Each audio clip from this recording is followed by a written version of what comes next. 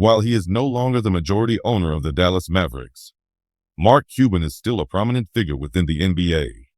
In the midst of the All-Star break, the longtime owner and entrepreneur gave his thoughts on expansion.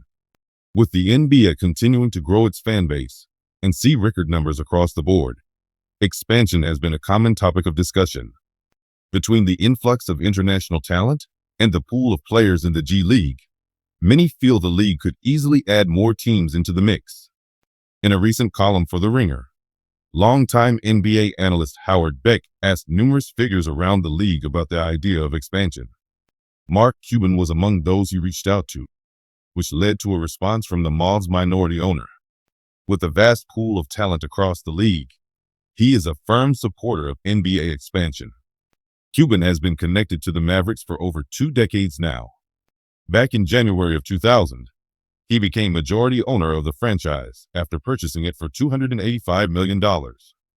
Cuban would hold this position until 2023, when he decided to sell his controlling stake to the Adelson and Dumont families.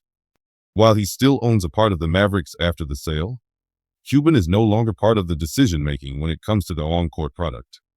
Not only is Mark Cuban open to the NBA expanding, but he'd be willing to play his part in making it happen too.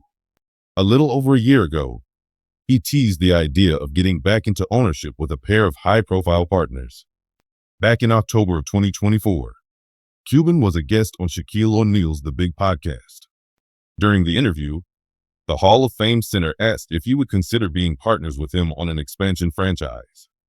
LeBron James was another person who was tossed in this hypothetical venture. Seeing that Mark Cuban is still a part owner of the Mavericks, he would have to get the okay from his current partners. That said, if they allowed it, he said he'd be willing to work alongside Shaq and LeBron with an expansion team.